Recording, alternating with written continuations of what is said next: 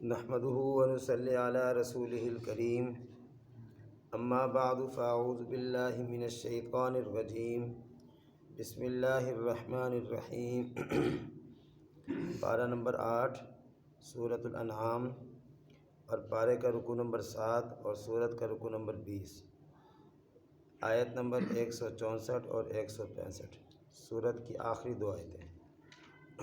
بسم اللہ الرحمن الرحیم قل اغیر اللہ ابغی ربا وہو رب کل شیء ولا تکسب کل نفس الا علیہا ولا تزر وازرۃ وزر اخری ثم الی ربکم مرجعکم فینبئکم بما کنتم فیہ تختلفون وَهُوَ الَّذِي جَعَلَكُمْ خَلَائِفَ الْأَرْضِ وَرَفَعَ بَعْضَكُمْ فَوْقَ بَعْضٍ دَرَجَاتٍ لِيَبْلُوَكُمْ فِيمَا آتَاكُمْ إن ربك سريع العقاب وإنه لغفور رحيم صدق اللہ العظیم۔ اللہ تعالیٰ ارشاد فرماتے ہیں، قل نبی علیہ الصلاۃ والسلام آپ فرما دیجئے، اغیر اللہ ابغی ربا، کیا میں اللہ کے علاوہ کسی اور کو رب تلاش کروں؟ حالانکہ وہو رب کل شیء، وہی ہر چیز کا رب ہے۔ کیا میں اللہ کے علاوہ کسی اور پالنے والے کو تلاش کروں؟ وہو رب کل شیء، حالانکہ ہر چیز کو وہی پالنے والا ہے۔ ولا تکسب کل نفس الا علیہا، اور نہیں کماتا کوئی شخص مگر اسی پر پڑتی ہے اس کی ذمہ داری۔ جو آدمی جو کر رہا ہے اس کا ذمہ دار وہی ہے۔ ولا تزر وازرۃ وزر اخری، اور نہیں بوجھ اٹھائے گا کوئی بوجھ اٹھانے والا کسی دوسرے کا بوجھ، اپنا بوجھ بھئی خود اٹھانا ہے۔ ثم الی ربکم مرجعکم فینبئکم بما کنتم فیہ تختلفون، پھر تم کو اپنے رب کی طرف لوٹ کر جانا ہے۔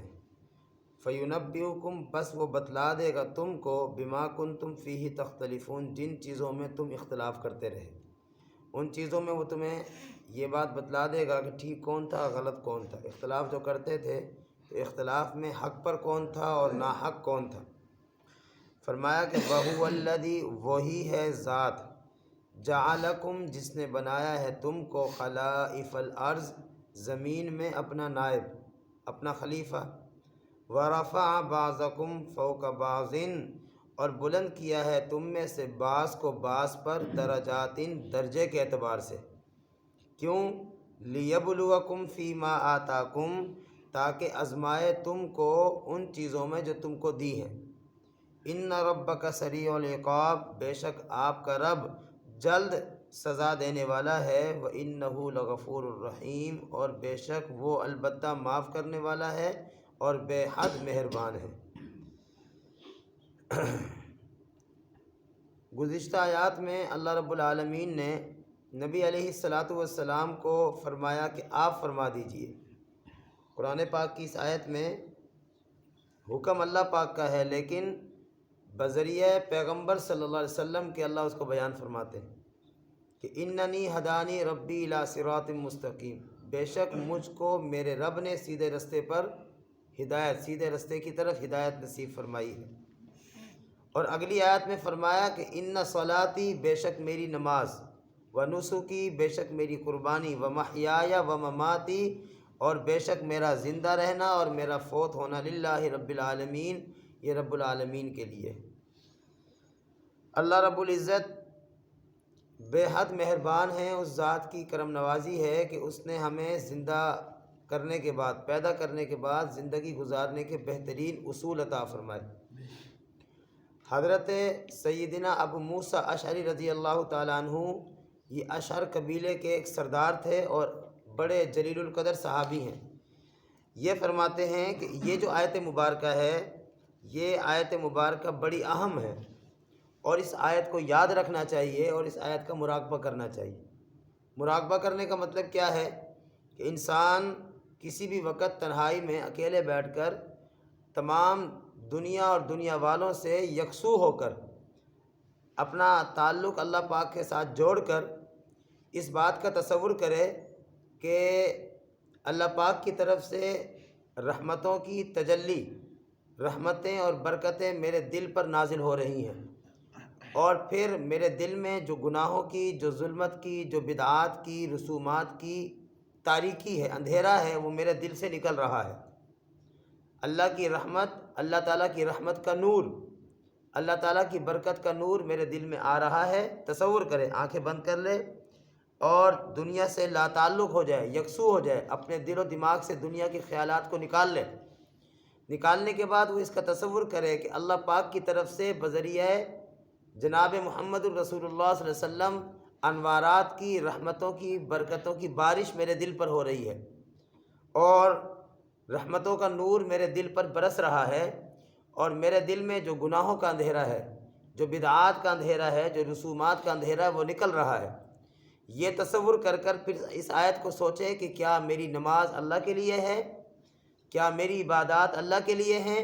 کیا دنیا میں جو میں زندگی گزارتا ہوں، کیا میری زندگی گزارنے کا مقصد اللہ کی ذات ہے؟ کیا میں اس چیز کے لیے تیار ہوں، اپنی موت کے لیے؟ کیا مرنے کے لیے میں تیار ہوں؟ کیا میں نے تیاری کر لی ہے؟ تنہائی میں بیٹھ کر ان 4 باتوں پر مراقبہ کرے۔ اس کا فائدہ کیا ہوگا؟ نمبر 1، دل میں اللہ کی محبت پیدا ہوگی، اور دل میں جو اللہ کا غیر بسا ہوا ہے، دل میں جو اللہ کا غیر سمایا ہوا ہے، ہاں جی، فلاں کی محبت، فلاں کی محبت، یہ نکلے گی۔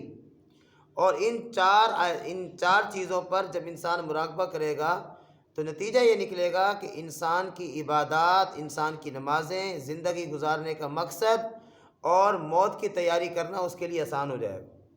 موت کی تیاری کرنا اس کے لیے آسان ہو جائے گا۔ ہم موت کی تیاری کیوں نہیں کرتے؟ اس لیے کہ ہم نے معاملات کو اتنا بکھیرا ہوا ہے، اتنا زیادہ ہم نے اس کو پھیلایا ہوا ہے کہ ہر انسان یہ سوچتا ہے کہ اگر میں مر گیا تو اس کا کیا بنے گا، یہ میرے پیچھے والے نظام کا کیا بنے گا؟ ارے بھائی، کچھ نہیں بنے گا، سمجھ آ گئی ہے؟ کچھ نہیں بنے گا۔ وہ مشہور ہے نا حضرت علی المرتضیٰ رضی اللہ تعالیٰ عنہ کے حوالے سے کہ آپ قبرستان چلے گئے، آپ نے قبرستان والوں سے جا کر مکالمہ کیا، قبرستان والوں تمہارا کیا حال ہے، تم کس حال میں ہو؟ اور ہمیں بھی کرنا چاہیے، کبھی نا قبرستان چلے جایا کریں، جا کر پوچھا کریں۔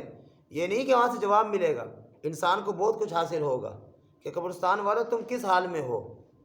ایک وقت تھا تم دنیا میں تھے، ہاں جی، تم کاروں کے مالک، تم کوٹھیوں کے مالک، تم عہدوں کے مالک، تم مال دولت کے مالک، ہاں جی، تمہارے اشاروں پر پتہ نہیں کیا سے کیا ہو جایا کرتا تھا، آج تم کس حال میں ہو؟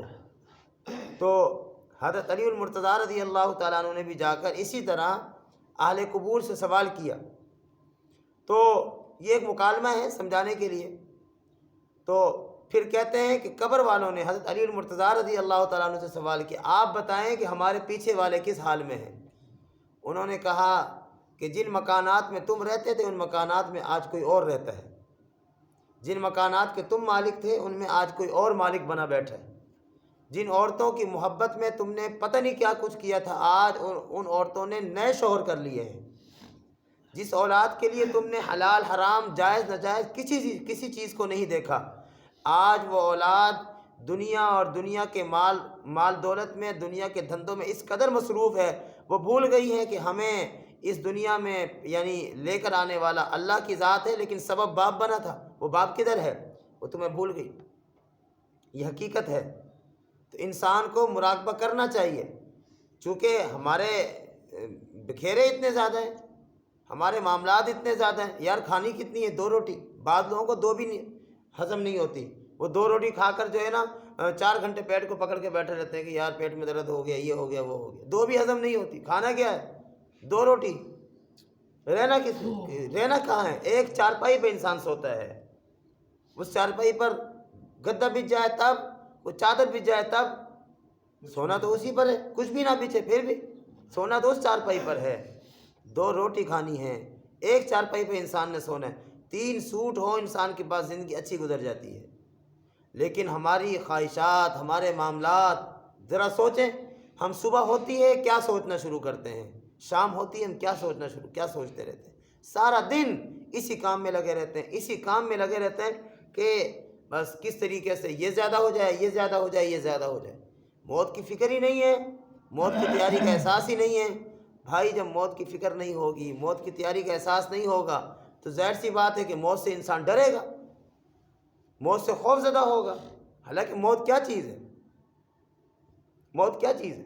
موت در حقیقت محبوب کو محبوب سے ملانے کا پل ہے۔ ہاں جی، اللہ ہم سے محبت کرتے ہیں، کس قدر محبت کرتے ہیں اللہ، کتنا زیادہ پیار کرتے ہیں اللہ۔ ہاں جی، اللہ اگر ہم سے محبت نہ کرتے ہوتے نا تو اللہ تعالیٰ برابری کا معاملہ کرتے، نیکی کرتے ایک نیکی ملتی، گناہ کرتے ایک گناہ ہوتا۔ لیکن اس خدا اور اس رب العالمین کے احسانات کے کیا کہنے کہ نیکی کرے تو 10 گناہ اور گناہ کریں تو ایک ہی گناہ۔ نیکی کرے تو 10 گناہ بڑھا کر اس کا اجر دیا جاتا ہے۔ وہ محبت کرتے ہیں اللہ ہم سے، پیار کرتے ہیں، بہت زیادہ پیار کرتے ہیں۔ تو ہم نے اللہ سے کون سی محبت کی ہے؟ ہم نے اللہ سے کیا پیار کیا ہے؟ ہم نے کس چیز کو اللہ کے لیے قربان کیا ہے؟ کسی چیز کو بھی قربان نہیں کیا۔ تو اس چیز کا مراقبہ کرنا چاہیے۔ بہرحال آج جو آیت پڑھی، اس آیت میں اللہ رب العالمین نبی علیہ السلام سے فرما رہے ہیں کہ اے میرے محبوب ذرا آپ ان دنیا والوں کو کہو تو صحیح کہ تم یہ چاہتے ہو کہ میں اللہ کو چھوڑ دوں، جس خدا نے پیدا کیا، جس خدا نے اس کائنات کے نظام کو بنایا، ہاں جی، جو خدا میری تمام ضروریات کو پورا کر رہا ہے، جس خدا نے مجھے نبی بنایا، جس خدا نے تمہیں پیدا کیا، میں اس خدا کو چھوڑ کر، اس پالنے والے کو چھوڑ کر کوئی اور پالنے والا تلاش کروں؟ اور پھر فوراً ہی فرمایا کہ کون ہو سکتا ہے اس رب العالمین کے علاوہ کوئی اور پالنے والا؟ کون ہو سکتا ہے؟ کون ہو سکتا ہے اس خدا کے علاوہ کوئی اور ہماری ضروریات کو پورا کرنے والا؟ حالانکہ وَهُوَ رَبُّ كُلِّ شَيْءٍ، وہ میرا نہیں، وہ تمہارا نہیں، وہ کائنات کی ہر چیز کا رب ہے، وہ کائنات کی ہر چیز کا پالنے والا ہے۔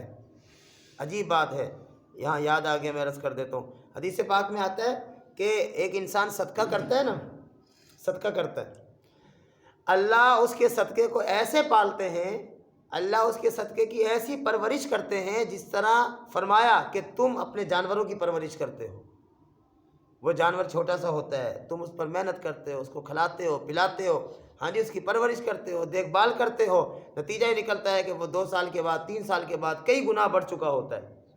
حدیث پاک میں آتا ہے کہ جو تم صدقہ اللہ کے راستے میں دیتے ہو اخلاص کے ساتھ، اللہ اس صدقے کی پرورش کرتے ہیں، حتیٰ کہ وہ صدقہ پہاڑوں کے برابر ہو جاتا ہے، وہ صدقہ پہاڑوں کے برابر ہو جاتا ہے۔ اور جب اللہ تعالیٰ اس کا بدلہ عطا فرمائیں گے تو وہ جو صدقہ تم نے کیا تھا اس کے بقدر نہیں، بلکہ وہ اس وقت جو پرورش ہونے کے بعد بن چکا ہوگا پہاڑوں کے برابر، اللہ اس کے برابر تمہیں بدلہ عطا فرمائیں گے۔ اتنا پیارا رب، اس قدر محبت کرنے والا اللہ، ہماری ضروریات سے پہلے ہماری ضروریات کو پورا کرنے والا اللہ، ہماری اوقات سے بڑھ کر ہمیں دینے والا اللہ، اپنے وجود پر ذرا غور تو کریں، ہم دیکھیں تو صحیح کہ اس وجود کے ایک ایک حصے کی قیمت کروڑوں میں نہیں اربوں میں ہے۔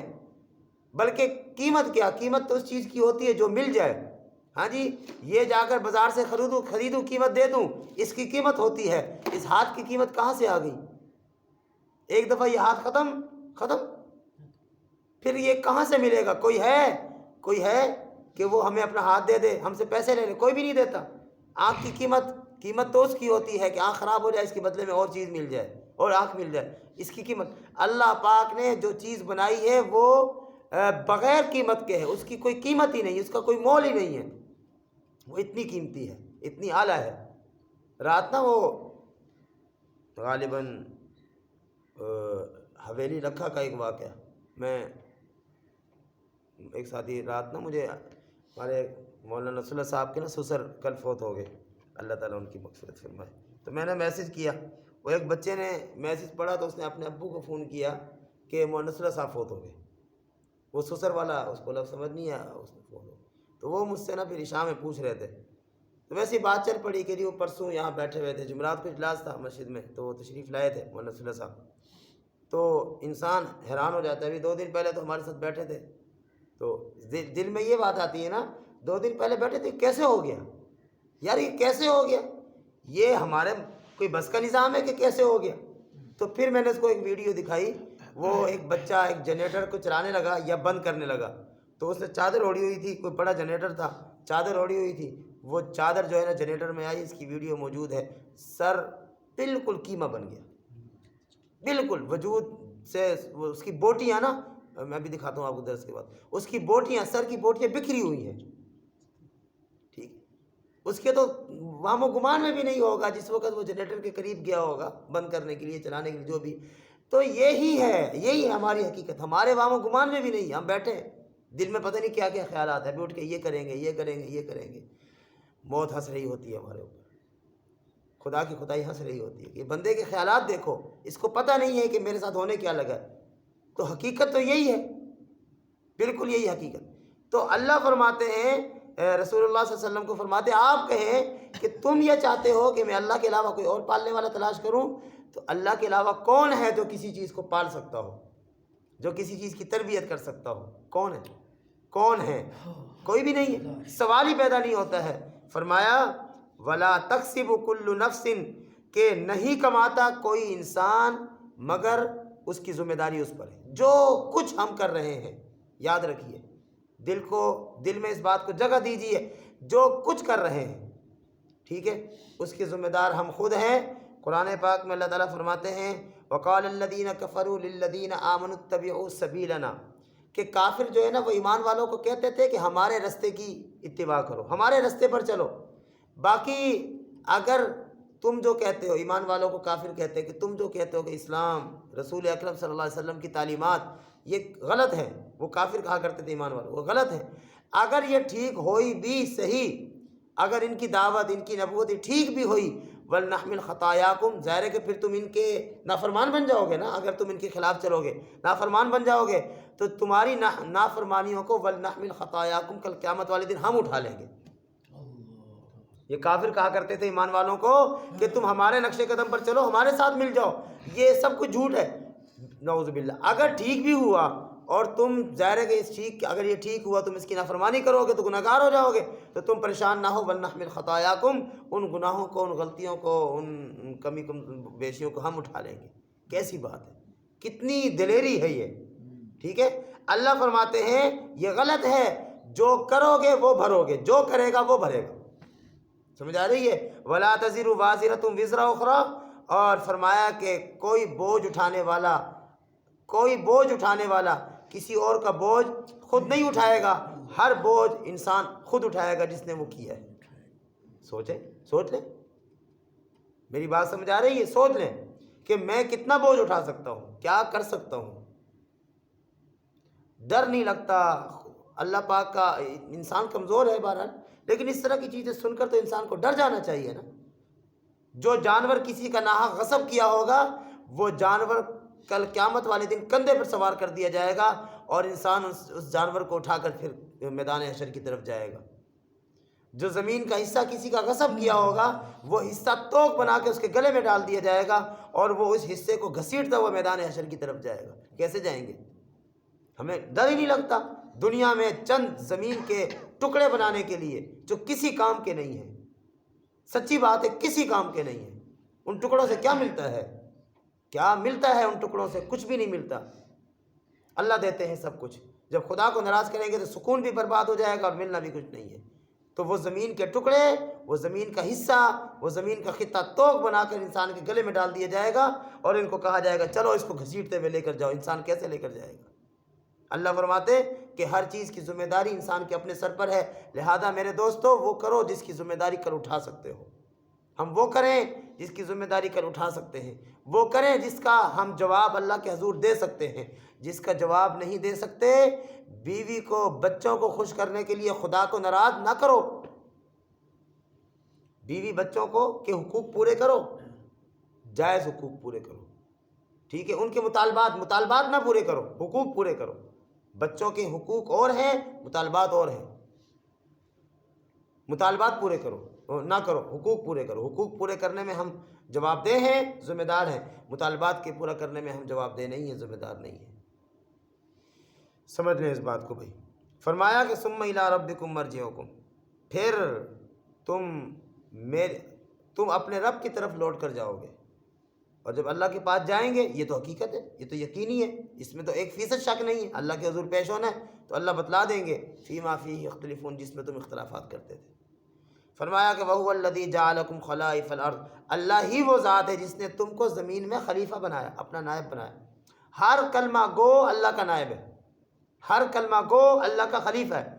خلیفہ کا مطلب کیا؟ اس کے اوپر یہ ذمہ داری عائد ہوتی ہے کہ وہ اپنی بھی فکر کرے اور اپنے دائیں بائیں کے لوگوں کی فکر کرے، وہ اپنے آپ کی بھی فکر کرے اور اپنے دائیں بائیں پڑوس محلہ ماتحت لوگوں کی بھی فکر کرے۔ یہ ذمہ داری ہے، یاد رکھیے۔ اگر میں نماز پڑھ رہا ہوں، میرا پڑوسی نماز نہیں پڑھ رہا، یہ بات ذہن سے نکالو کہ میں تو پڑھ رہا ہوں، وہ نہیں پڑھ رہا، وہ جانے نہیں، وہ نہیں پڑھ رہا، اس کی جہاں اس کا سوال اس سے ہونا ہے، آپ سے بھی ہونا ہے کہ آپ کے اوپر یہ ذمہ داری عائد ہوتی تھی کہ بحیثیت مسلمان اللہ کے خلیفہ ہونے کے ناطے تم اس بات کے ذمہ دار تھے کہ معاشرے میں جو فساد، جو برائیاں، جو گناہ، امر بالمعروف اور نہی عن المنکر کی ذمہ داری تم نے پوری کرنی تھی، کیوں پوری نہیں کی؟ اس کو سوچ لیں۔ فرمایا ورفع بعضکم فوق بعض درجات، اللہ کا نظام ہے، اللہ نے بعض کو بعض پر فوقیت دی ہے، کسی کو امیر بنا دیا، کسی کو غریب بنا دیا، کسی کو عہدیدار بنا دیا، کسی کو ماتحت بنا دیا، ہاں جی، کسی کو کالا بنا دیا، کسی کو گورا بنا دیا، کسی کو صحت دے دی، کسی کو صحت نہیں دی۔ اب جو امیر ہے وہ اوپر ہے درجے کے اعتبار سے، اور جو غریب ہے وہ نیچے۔ اب اس میں امتحان ہے، یہ اللہ پاک نے کیوں کیا؟ امتحان لینے کے لیے کہ یہ امیر اپنی مالداری کی بنیاد پر اس غریب کا حق ادا کرتا ہے، یا یہ امیر اپنی مالداری کی بنیاد پر اس پہ ظلم کرنا شروع کر دے۔ یہ امتحان ہے، ہاں جی، اللہ پاک نے عہدہ دیا، ایک کو دیا، ایک کو نہیں دیا۔ اب یہ امتحان ہے کہ یہ آدمی اپنے عہدے کی بنیاد پر ان ماتحت لوگوں پر ظلم کرتا ہے، زیادتی کرتا ہے، یا اپنے عہدے کا جائز استعمال کرتے ہوئے ان کے حقوق پورے کرتا ہے۔ امتحان ہے۔ ایک آدمی کو اللہ پاک نے صحت دی ہے، بڑا بہترین جسم دیا ہے، ہاں جی، نوجوان ہے، صحت مند ہے، ایک بیچارہ کمزور ہے، اللہ پاک نے یہ صحت دے کر اس کا امتحان لینا ہے کہ یہ اپنی صحت کی بنیاد پر اس کمزور پر، غریب پر ظلم کرتا ہے، یا اس صحت کی بنیاد پر غریبوں کے اور جو کمزور ہیں ان کے حقوق ادا کرتا ہے۔ اس میں امتحان ہے۔ یہ نہ سوچیں کہ میں مالدار بن گیا ہوں تو بس اب اس مال کی بنیاد پہ جو مرضی کرتا رہوں، نہیں نہیں، یہی مال کل قیامت والے دن اگر ناجائز غلط طریقے سے کمایا ہوگا، غلط طریقے سے خرچ کیا ہوگا، اللہ بڑے بڑے سانپ بنا کر گلے میں ڈالے گا، اور یہ سانپ بن جائیں گے، اور پھر ہم اس وقت پچھتائیں گے کہ کاش ہمارے پاس مال نہ ہوتا۔ آج تو مال مال مال مال کی فکر میں لگے ہوئے نا، اتنی تسبیح ہم اللہ کی نہیں پڑھتے، اتنا ہم اللہ کا نام نہیں لیتے جتنا ہم مال کا نام لیتے۔